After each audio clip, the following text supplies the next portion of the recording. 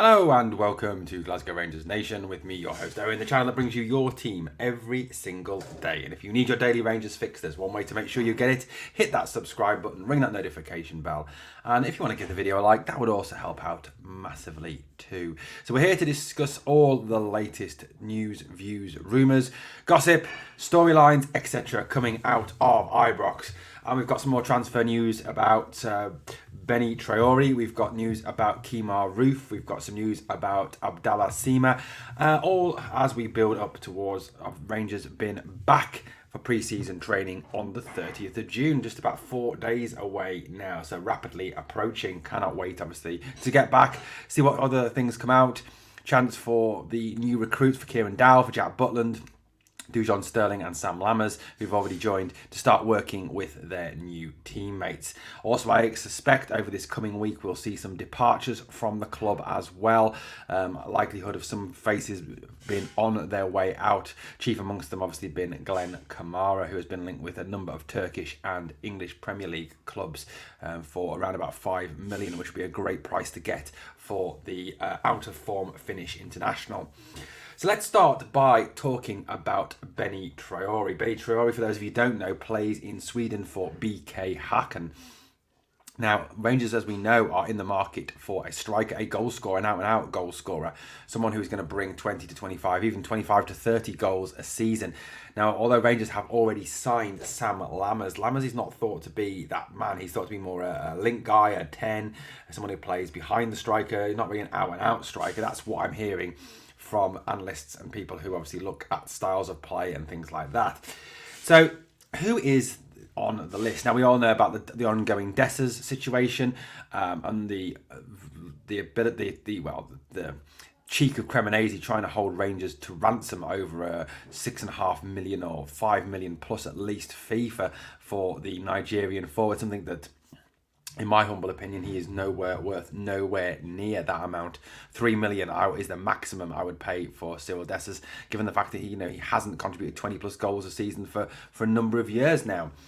So who obviously are the names that have been linked? And one of the biggest names just recently, and has been reported in multiple media sources over the weekend, was Benie Traore. Now, Traore is thought to be at a price of around £4 million if you want to secure his services for the new season. There are two other teams allegedly interested in securing Traore's services, that being newly promoted Sheffield United, who've just been promoted to the EPL, and obviously as well Rangers. But that lot from across the city are also reported to be interested, with the likelihood that their Japanese striker Kyogo will depart this transfer window. Although rumour has it that Celtic are focused on other targets rather than Traore, so therefore giving Rangers the upper hand in the battle for Traore. Sheffield United, like I said, are interested in trying to secure the services of the BK Häcken striker. 5 million was the bid apparently from Sheffield United. Well, that's what Alan Nixon in The Sun is reporting. Rangers allegedly did offer 2.8 million for Traore with an initial bid, but that bid was rejected by BK Häcken. So, do Rangers go back in for a second bid? I really do hope that that is a case, that they do go back in for a second bid for this guy. Let's have a little look at him. So this is Benie Adama Traore. He's 20 years old. So again, a young player, someone who would have good sell-on value if he succeeded in the SPFL. He is a quality striker. He's quick. He knows where the goal is. He's certainly someone with some skill, some ability, two-footed, quality player. Listed as a winger there, but certainly someone who plays through the middle as well. Someone, again, who can play all three of the front attacking positions. He began his youth career with ASEC Mimosas, whoever they are. But then in 2021 joined Häcken. Now he scored 14 goals in 39 appearances for Häcken and has played once for the Ivory Coast under-23. Ivory Coast, obviously, they do have a reputation for producing some rather fine talent. The likes of, for instance, Didier Drogba springs to mind when you think of Ivory Coast players. We look at some of his stats from this season. And obviously, remember, the Swedish season runs slightly different to the English season. and the Scottish season and the European season. So he's made 13 appearances, scored 12 goals, 2 assists, 14 goal contributions in 13 games. Now, I know what you're going to say, it's only Sweden, but is that Swedish league necessarily any weaker than the SPFL? Is, with the likes obviously of Gothenburg, Hammarby and people like that in that league, is it necessarily any weaker? So that's a pretty decent goal return. 12 goals in 13 games is very good indeed. 100% of the starting 11s, 99% of Häcken's minutes, and 41% of their goals have been down to Benie Traore. In the cup competitions, he's made 6 appearances, scored 3 goals, 3 assists. That's 6 goal contributions in 6 games. Pretty good indeed. 71% of the starting 11s, which is showing that obviously there's a bit of rotation going on there. 63% of minutes and 24% goal participation. Again, a very decent thing. Now, if you marry those to those stats from his league form, you've got 19 appearances, 15 goals, 5 assists. That's 20 goal contributions in 19 games. That is pretty phenomenal at any level. So, you've got to say that he is someone well worth considering. Someone I definitely hope the Rangers will look at and hopefully go back in for a second bid. I'd certainly rather have someone like him who looks a lot more prolific, and looking at his tape, certainly seems to know where the goal is. And that skill of being able to put the ball in the net, no matter what league you are in, is a transferable skill. So someone I definitely hope that we would be looking at and going back in for as this transfer window progresses. Talking of strikers, here we go. This is Kemar Roofe, the orange there. Kemar Roofe has sent out a message to Rangers fans and to the Scottish media that he is looking forward to starting back at pre-season and that he is fighting fit and ready to go. Now, it's to be hoped that the hip operation that Kemar Roofe has sorted out his injury issues. Apparently, he was playing for quite a while with this injury that was obviously having a knock-on effect to his fitness. Now, I do know, obviously, I do put that with a pinch of salt, that he has been a player throughout his career who has been accused of being made of glass in the way that he is constantly injured. But he has sent this can't wait message out to Rangers fans, giving a major boost to the club. Yes, he is injury cursed. I know that. I get that. But Roofe was obviously top scorer during the 2020-2021 title winning season. He's 30 years old, and Michael Beale certainly fancies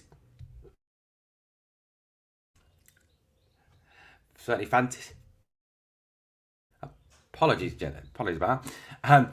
Michael Beale certainly fancies him as a striker. He is in Beale, definitely I think in Beale's plans. There is no plans to allow Roofe to depart this summer. He's certainly someone I think that Beale is certainly hoping that will come good this season and will be used perhaps sparingly initially as he seeks to get his fitness back. He has been training hard over the summer, doing a lot of work in his own time away from the club, as well as been over in Qatar and Dubai training hard as well, doing warm weather training out there, like James Tavernier and Antonio Cholak. There's been multiple videos of him on social media as well, working out and working with sweat in the gym and doing drills on the training field. He captioned that one video in particular, "Can't wait for pre-season to start." Kemar Roofe is someone obviously that we have massive injury concerns over. He is someone who does seem to get injured at the drop of a hat. And I've heard it joked that he gets a grass stain and he's out for a month. But Roofe is, without a shadow of a doubt, the best finisher at the club, but we've all known that for quite a while, ever since the 55 title-winning season. We know Roofe knows where the goal is. Ask Leeds United fans, even though they obviously were frustrated at his lack of fitness at times, they all raved about his finishing ability and his ability to put the ball in the net. So if we can keep Roofe fit, I really do think he could be a surprise package this season and obviously supplement whatever strikers Rangers bring in over this off-season. I certainly look forward to seeing Kemar back and working out. In other news, we talked about this man here yesterday on yesterday's video. I'm sure lots of you checked that video, Abdallah Sima. It now appears that is pretty much on the way to being done. according to a number of media sources, again this morning, it does look like Michael Beale will go back on his no loans vow that he made. Now, he did state last season, and obviously building towards this off-season, that he wasn't going to go in for loan players and he wanted players on a permanent basis.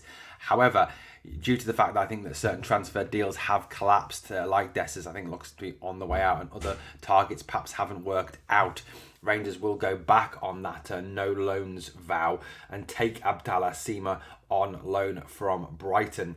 He is a Senegal international. He's only 22 years old. He did exceptionally well for Slavia Prague. Those of you remember those games against Slavia. He cost Brighton $7 million in 2021, but has really not made any impact at the club as of yet.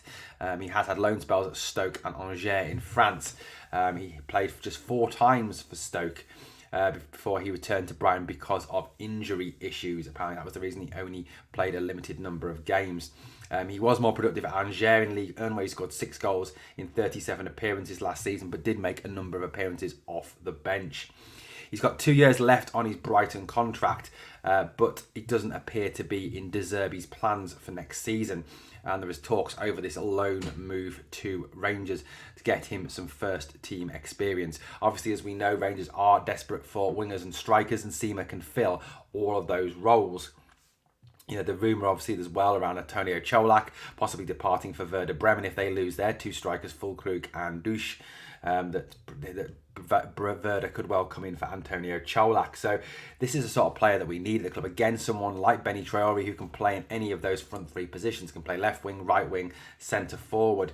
So, you know, he's certainly someone who I think is on the radar, and I think that will be a done deal this week. I think he could well be actually the next name through the doors, rather than Jose Cifuentes, Jonathan Panzo, or any strikers.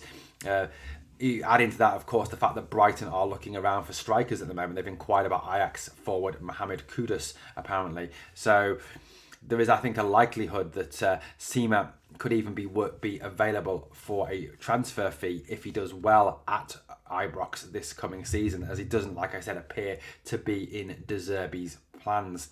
I don't know, again, another quality signing this would be. If we could get Traore, if we could get Sima, these are guys who could really add to this squad and really, you know, develop this squad. But at the end of the day, we have to, I think, push on. We have to fight hard. We have to make sure that we are in a position to win 56 next season.